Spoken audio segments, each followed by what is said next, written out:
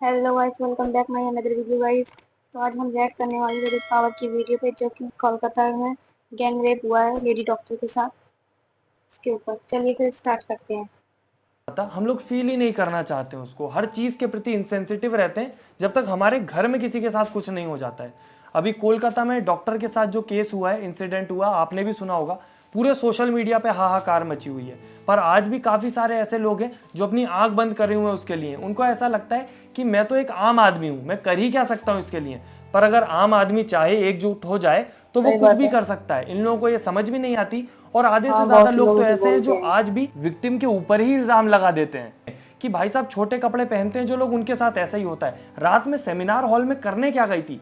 सही बात है, उस लड़की की गलती है जो वो रात में सेमिनार हॉल गई। मैं तो कहता हूँ हर उस लड़की की गलती है जो डॉक्टर बनना चाहती है या डॉक्टर बन रहे हैं। जितने भी डॉक्टर ये रात में मेहनत कर रहे हैं 36-36 घंटे, वो सबकी गलती है, क्योंकि हम लोग लायक ही नहीं है उनकी सर्विस के। तो हम जितने डॉक्टर ही बचाते अनग्रेटफुल हैं। हैं हम लोग, हमको बिल्कुल ज़रूरत ही नहीं है उनको कि वो हमें कुछ ऐसी सर्विस दें। क्योंकि जब हम लोगों की हालत ख़राब होती है, हम लोग के घर में किसी को परेशानी होती है, हम उनके पास जाते हैं, उनके अंदर भगवान देखते हैं, उनके सामने हाथ जोड़ के आंखों में आंसू लेके खड़े होते हैं कि बचा लो, इनका कुछ कर दो, और फिर वो लोग हमारी वहाँ हेल्प करते हैं। और आज जब एक डॉक्टर के साथ बुरा हुआ है तो उसको नॉर्मलाइज करके आगे बढ़ गए कि ठीक है, ऐसी खबर तो रोज आती है, रोज चली जाती है, अब इसके लिए मैं थोड़ा ना कुछ करूंगा। पर मेन दिक्कत यही है कि ये लड़ाई किसी हॉस्पिटल या किसी डॉक्टर की नहीं है, ये हम सबके लिए है। आप बिल्कुल नहीं सोचिए, छीन आपके सकते घर में भी मरने माँ तो अपने बहन होगी, बच्चे को। बेटी होगी, तो उनकी सुरक्षा भी आपके लिए जरूरी है। पर उस सुरक्षा के लिए आप उनकी आजादी नहीं छीन सकते हैं। और उनकी आजादी उनका हक है, जैसे हम लोगों के पास हक है घूमने का, उनके पास भी है। पर जब तक ऐसे इंसिडेंट होते रहेंगे, ना उनके पास आजादी है ना बाकी महिलाओं के पास। कुछ कायर लोग होते हैं जिन्हें आवाज उठाने में भी डर लगता है। उनके साथ, खुद के साथ जब तक कुछ बुरा नहीं हो जाएगा, वो सहते रहेंगे कि दूसरे के साथ हो रहा है, मेरा क्या लेना देना। और ऐसे ही लोगों के चक्कर में ये इंसान के रूप में जानवर घूमते रहते हैं। और जब तक ये बाहर है, जब तक आपके और मेरे घर की माँ बहनें तो सेफ होने से रही। और कुछ लोग तो इतने गिरे हुए हैं कि आज भी उस बात पे यकीन कर रहे हैं कि उस लड़की के साथ कुछ हुआ नहीं है, उसने सुसाइड करी थी। भाई अगर तुम एक बार वो वीडियो देख लोगे जहां पे ट्रांसलेटर के थ्रू उस बच्ची के माँ बाप बता रहे हैं कि कैसी हालत थी उसकी जब वो उसके पास गए थे, तुम्हारी रूह कांप जाएगी। अगर ना कांपे तो तुम फिर इंसान नहीं हो। शरीर में कोई कपड़ा नहीं था, पैर दोनों राइट एंगल में मिला गया। राइट एंगल में एक पाँव बेड के इस तरफ, एक पाँव बेड के इस तरफ मिला गया। जब तक पेल्विक गर्डल नहीं टूटता है, इस तरह दो पाँव को नहीं चीरा जा सकता है। चश्मे को कूटा गया, जिसके वजह से आंखों से खून निकल गया। गला दबाकर मारा गया। ये पूरा पोस्टमार्टम रिपोर्ट में वायरल हुआ है, आप लोग कृपया देखिए। यहाँ तुम इमेजिन नहीं कर सकते हो कि उसके मम्मी पापा क्या फील कर रहे होंगे, कि वो जो झेल रहे हैं वो तुम्हें बता भी नहीं सकते हैं। और सोचने की बात ये, कितना नॉर्मल सी चीज़ है कि अगर किसी नॉर्मल इंसान के अराउंड ये सब हुआ होता, किसी नॉर्मल इंसान ने ये सब किया होता जिसके कनेक्शन नहीं होते बड़े बड़े, तो ना वहाँ पे सबूत मिटाए गए होते, ना वहाँ पे उस रेप मर्डर को सुसाइड का नाम दिया गया होता, और ना एक कॉलेज में आउट ऑफ नोवेयर रिनोवेशन चालू हो गए होते, क्योंकि उन्हें पूरे के पूरे सबूत मिटाने। और प्रूफ के अकॉर्डिंग सबको पता लग चुका है कि कम से कम 8 या 10 अपराधी थे जो इन्वॉल्व थे इन सब में।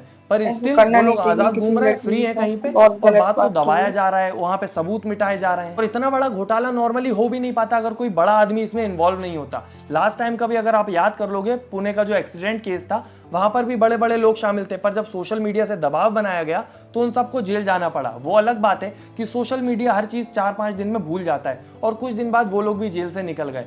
पर मैं जरूर होप करता हूं उनको कि सजा इस बार होना ऐसा ना चाहिए। हो, इस बार ये जो अपराधी हैं इनको सजा मिले। जब तक इनको लटका हुआ ना देख लें लोग, जब तक शांति ना लें एटलीस्ट। हाथ जोड़ती रही माँ बाप, हाथ जोड़ते रहे, हमें एक बार दिखाओ, हमारी बच्ची का मुंह एक बार दिखाओ। हमको नहीं दिखाया गया। क्योंकि आप इमेजिन भी नहीं कर सकते कि उसके मम्मी पापा को कैसा फील हुआ होगा जब उनने अपनी बेटी की ऐसी हालत देखी होगी अपनी आंखों के सामने। और सोचने की बात यह है कि वो जो कॉलेज था पूरा का पूरा, वहां पर सीसीटीवी लगे हुए थे, तो जितने भी अपराधी थे वो इजीली पकड़ा जाते। पर वो सीसीटीवी की फुटेज पूरी मिटा दी गई, और फिर जो प्रिंसिपल था जिसके ऊपर नाम कॉलेज आता, में वो वहां से एडमिशन हो रिजाइन गए, देके भाग मतलब गया, जॉब अपना मिल उसने गई। पल्ला छुड़ा लिया।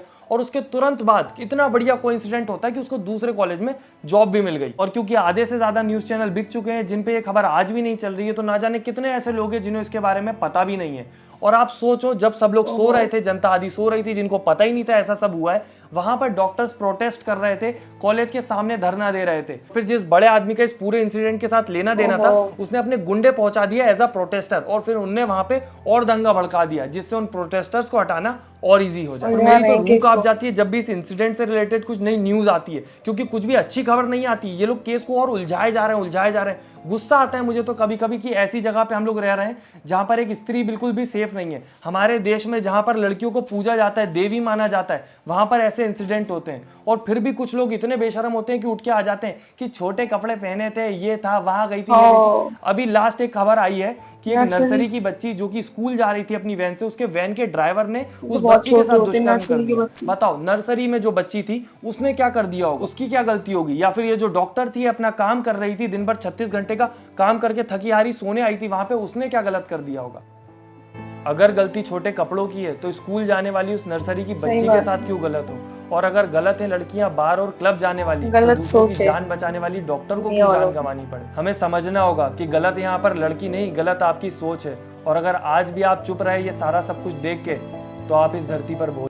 गाइस, आपको ये वीडियो कैसी लगी? अगर अच्छी लगी हो तो लाइक कमेंट सब्सक्राइब करना ना भूलें और इस वीडियो को ज़्यादा से ज़्यादा शेयर करें। मेरी आपसे यही विनती है।